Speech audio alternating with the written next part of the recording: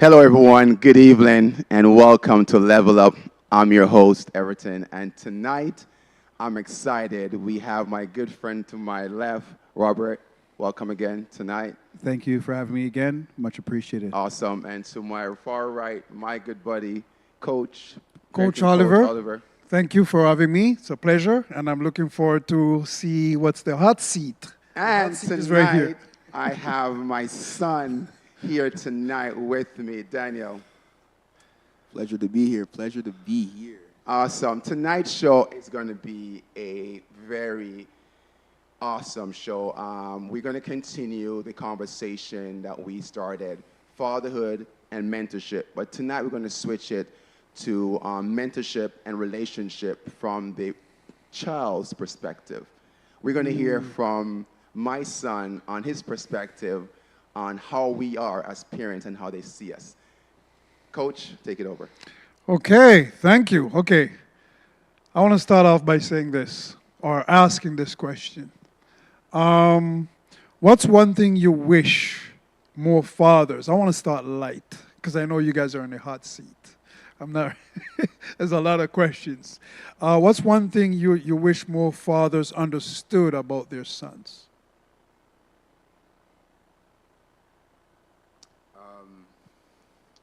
Use the mic.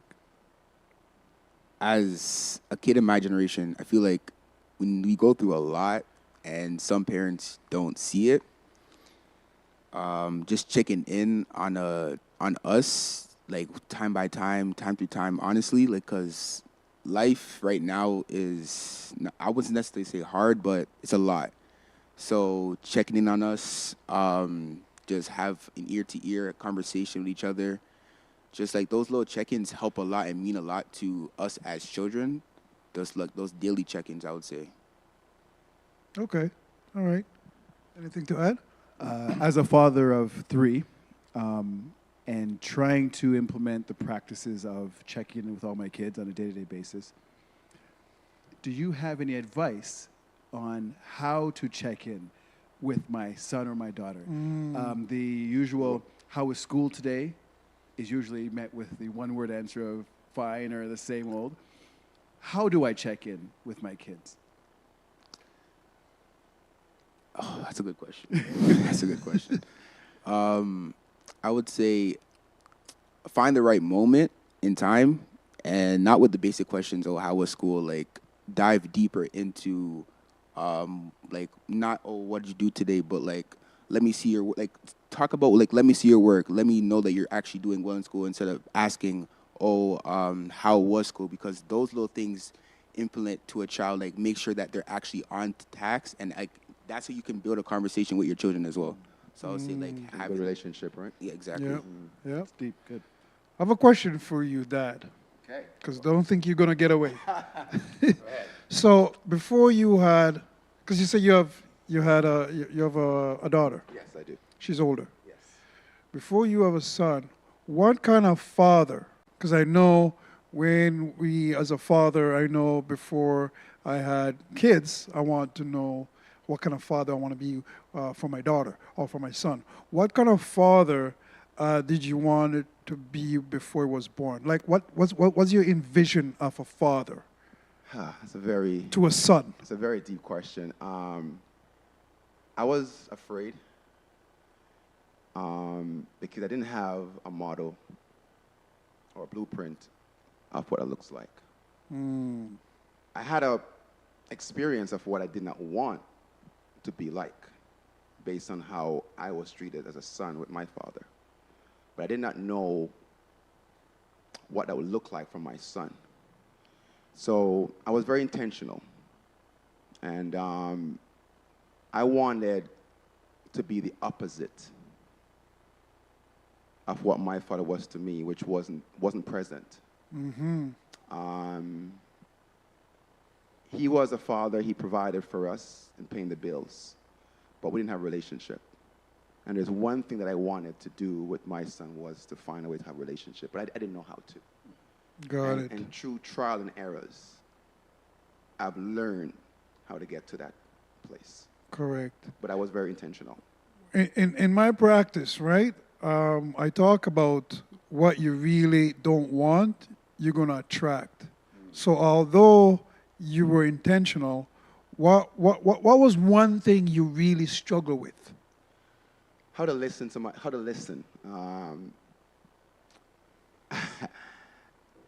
Based on my culture and being Jamaican background or as a man, well, what I saw was our parents would speak and I have to listen. And we were at the gym one day and we had this big fight at the gym. And he said to me out loud, "You don't listen." Ooh.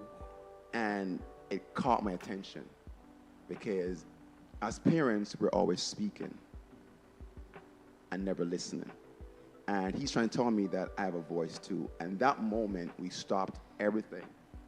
We stopped training and we talked for half an hour. That opened my eyes. Anything to add? You mentioned establishing a relationship with your son that you did not have with your own father.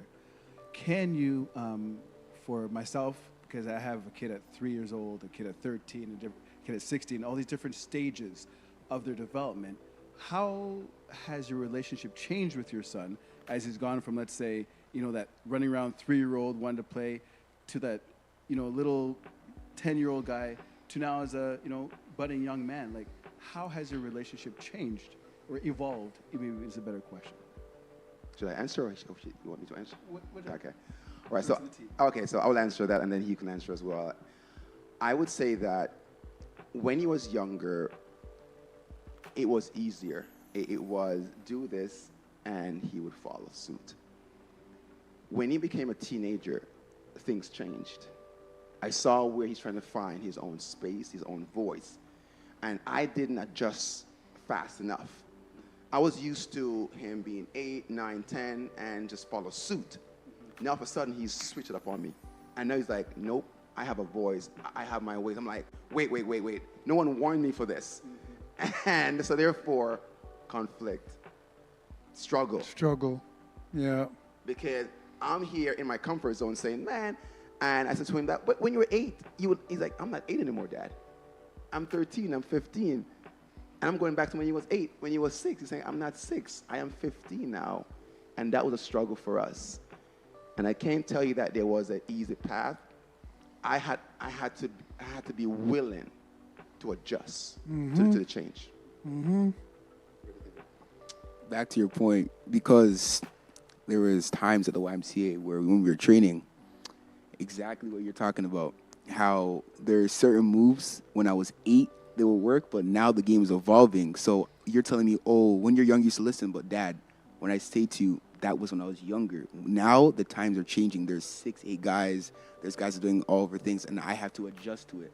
So back to your point, it's me getting older and understanding that I'm not the young kid I was Daniel, the little Daniel. I'm getting into up in age now.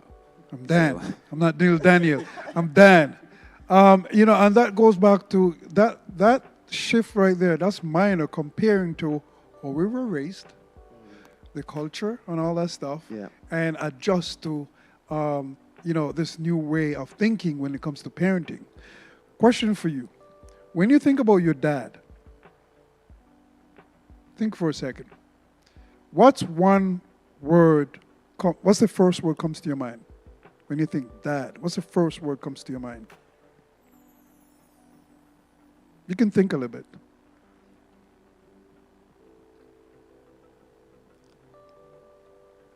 I would say he's a godly man, honestly. Ooh. Godly man.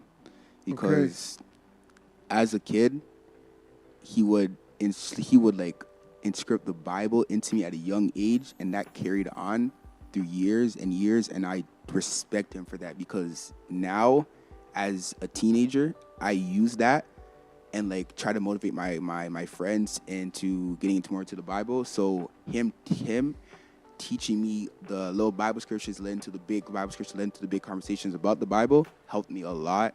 So I would say as a godly man, I respect him for that. Commend you for that. Yep. Huge, I didn't see that huge, coming at all. That's huge. huge. You'll never see that coming I didn't see it because he's coming. wearing a different glasses from you, Yeah. right? He's seeing things from another perspective. Here's another question. When do you feel, because my philosophy is you connect before you correct. And when do you feel most connected with your dad?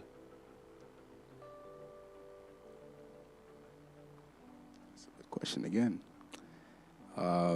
Connected. While Daniel's thinking about that one, let's have Everton think about the same question. One word to describe your son. I wouldn't say good kid because that's too general. I would say that he is a respectful young man.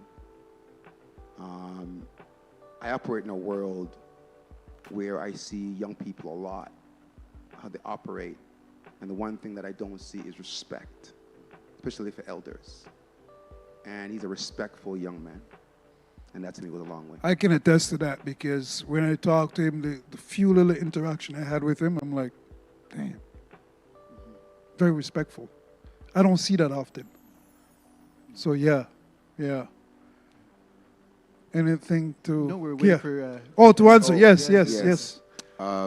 Got your question. So I would say in the car ride homes, I feel like I'm most connected to my father because that is when I can let it all out. Either when he's picking me up from school or from practice, if I'm having a conflict or an issue, those are the time where I connect with him and have those conversations, one-on-one conversations, and just like talk to him, just let it all out honestly. So I would say those car ride homes sometimes. All right. I'm gonna spin that question. What frustrates you most with your dad? Time management, easily. Time management. Time management in terms of what? He does not. Right away, he goes straight to time Straight management. To time management. Straight to time management. Yeah, talk to me about that. He cannot go nowhere on time. Like even coming here, we were late. Going to church in the morning, we're always late. Going to school, sometimes on me, but we're always late. So I would say time management is one of the biggest things that my father needs to fix. And even for his work, I'm telling you, if when you're on time, trust me, it's gonna be a big game changer. Trust me. What could you do? Because that's great, amazing. What could you do to help him to be on time? Because you're like the way I look at it, you're not going to see it now. You also his mentor. Mm-hmm. I'm not sure if you know that. You also his mentor. Yeah. You'll realize that you realize that another time or pretty soon. But what can you do to help him to be on time? Try to take away his phone.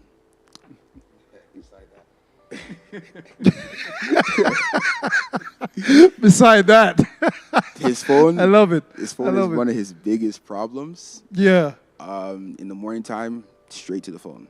I feel like even though he has work, like there's some restriction you can just like take away from your phone. Just like take at least an hour break, a 30-minute break from your phone. Those little things, I would say. That's some great insight. It is. Because you know what? Right now, I'm dealing with a lot of parents who are distracted by their phones. And I know there's a lot of studies out there. And I know that this is not supposed to be comfortable for you, Dad. But I know that it's really uncomfortable. But that's a great point right there. Yeah. And you have to be very strategic because then you don't want to do it cold turkey. Mm-hmm. You got to be very strategic.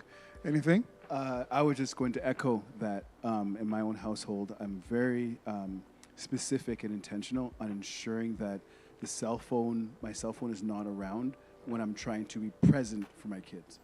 Yeah, they don't mix, the two. So I hear what you're saying and I acknowledge it because I can see it. I see my little 3-year-old son, having a question and looking up at an adult and they're like this.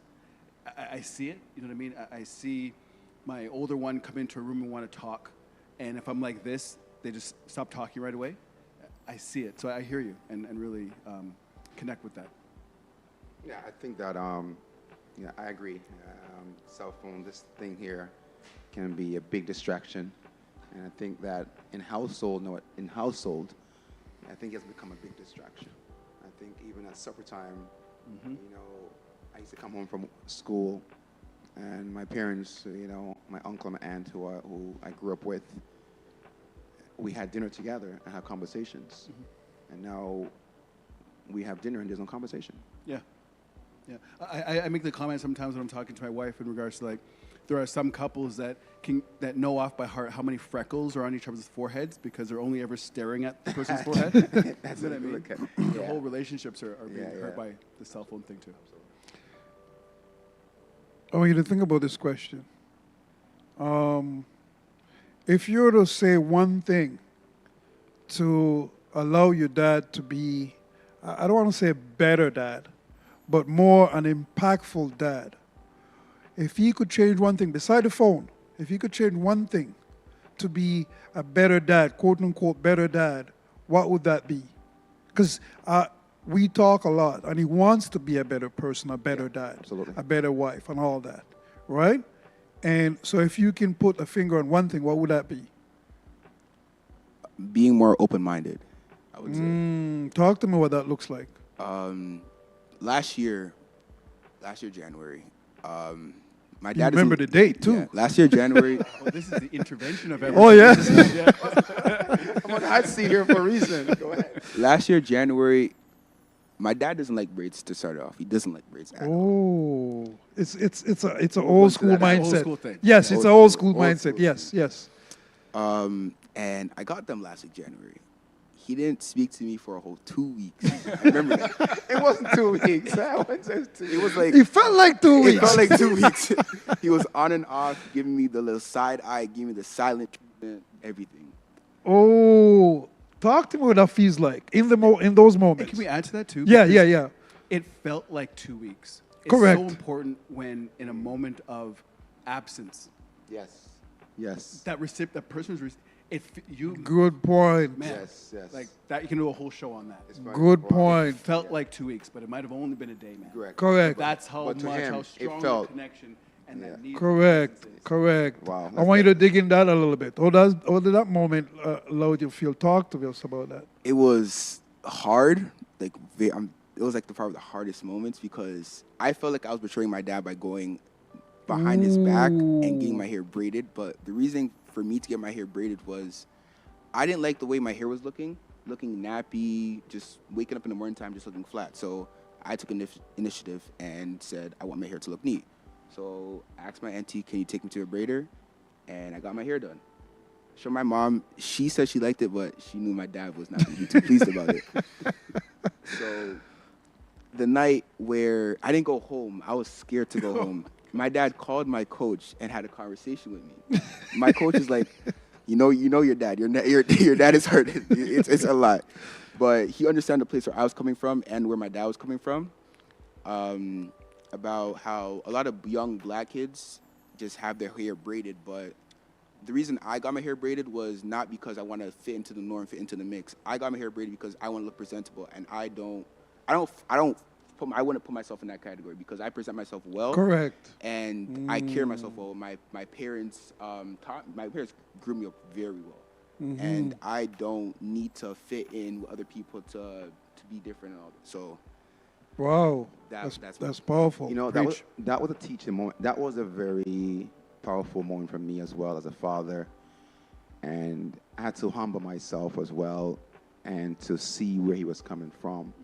Because I was just zoning on what I thought was a perception of him braiding his hair and what I wanted from my son. And I had to step back and let him be him for who he is, not based on what I perceive one thing to be. And then put myself in his shoes, that he's saying that I'm a good kid. I listen, I'm respectful. Me braiding my hair does not change who I am, but it's me understanding that from where he is and allow myself to come down. It took me a while because I was against him braiding his hair. I said, not in my house, it's not happening. And even my wife, I was so up. My sister was, I tell her I'm not talking to her forever. I was upset with the whole world. I'm like, this is my one rule. Don't braid your hair. I want you to be your own individual. He said, Dad, I can braid my hair and be me. Correct. It doesn't Yeah. change who I am. That was tough for It you. was tough for me, though, Yeah. as a father, to Yeah. accept that. And in the end, I was like, you know what? He has to go through his own growth. Of Right. course. And I'll let you chime in for a second, but now you can look back at it and understand that you laid a great foundation already. And sometimes it's now with us, and it's hardest thing to do is just trust and let go a little bit. Because he's telling you one thing, which is trust. And he was telling that you need to have open-minded. Yeah, wow. So from his perspective, you need to be open-minded, which is right. Your perspective, I just have to trust. Yeah. Because if I ask you if you're open-minded, you say yes to many things, but from a different perspective. So it's interesting. So yeah, that was great. I think that as a parent too, we forget about the end goal. The end goal, which was, I want to raise a respectable son. Yes. Check. Who's presentable in society, who, when presents himself in society in a manner where all those other stereotypes that surround our young black kids my son will not fit that label as he walks the street. Yes. And he's saying, I'm with you, Dad, but my hair being nappy right now is contradicting that. I need to make it nice so I can fit what you're saying. Yes, and sir. walk those shoes. Everybody's saying the same thing, but he's going to get there on a different road than you are. I think all parents, like, even myself, we need For that. sure. For sure. That's a Same very good point. Same destination. I would take a different path to get there, but we get into the same destination. Very good point. Yeah. So when it comes to relationship, right? A lot of emotions are involved. That's the most important thing because right now everyone is talking about emotional intelligence and all that. And that's a big part of what I do. Have you ever been taught how to handle big emotions?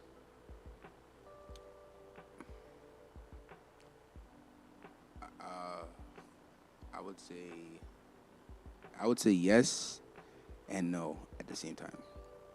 Yes, meaning like, how do I put it? Indirectly? I'll say indirectly yes. That's a good question.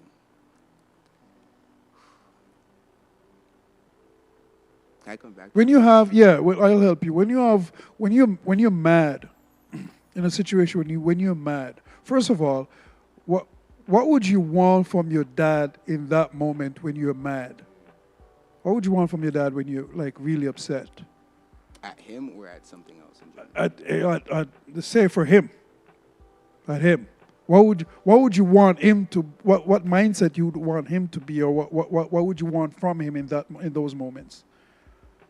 One, I would try my best to talk it out, but realistically, that's not going to happen. But What do you mean talking out? Talking out with him? talking it with him, Got it. Yeah. but I doubt that's going to happen because if I'm mad with him and he's mad with me, Correct. it's not going to go. Correct. either Yeah. way.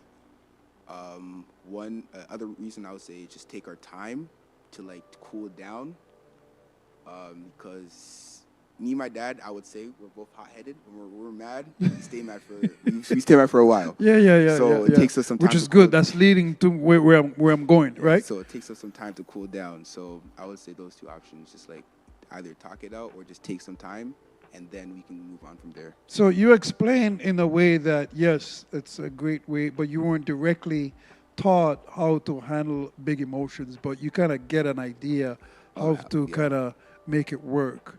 Anything you want to add?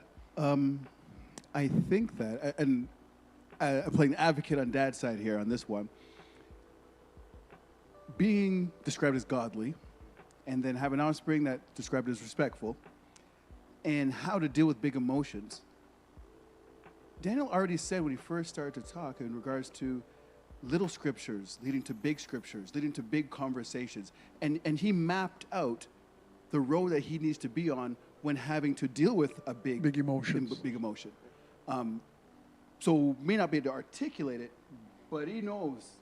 He knows. Correct. He understands. That's why I worded it a little bit different, and he got it. Because most fathers, and you guys can jump in. Most fathers, we weren't raised to handle. We didn't have no big emotion tools. No.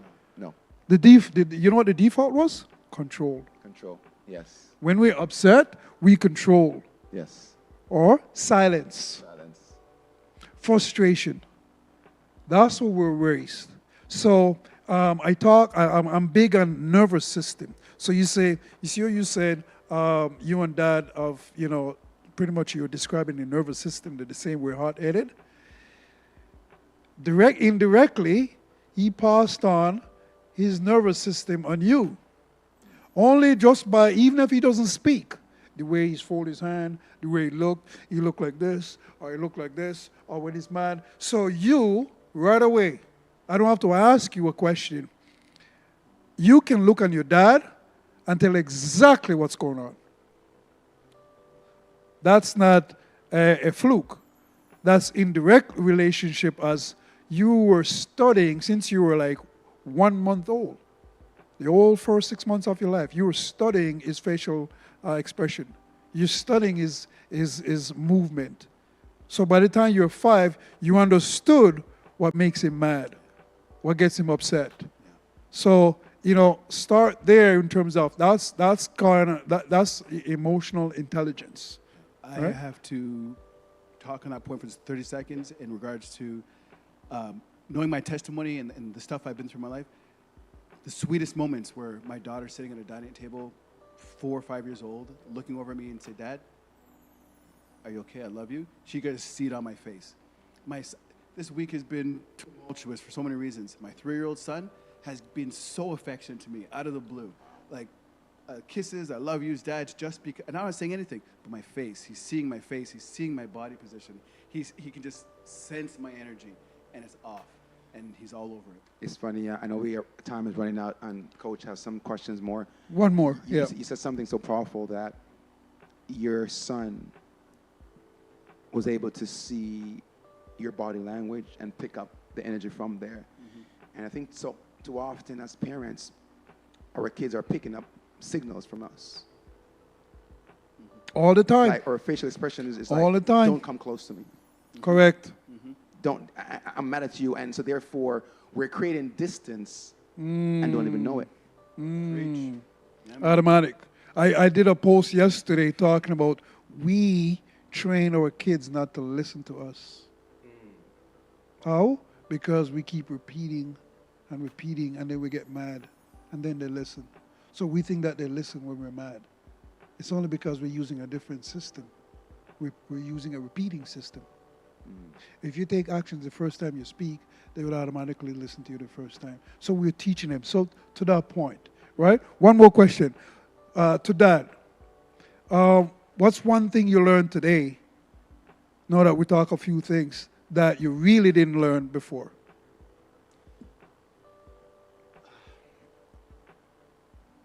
I've learned today, if I say one thing, that we didn't say it out loud, but mentorship. That our kids are really taking note. And it's not just what we say, it's what we also don't say. It's never what we say. So That's a good point. That we have to be intentional and be mindful that they are taking note. Wow. On that note, I pass it back over to you. Any last word, Daniel, before we close off?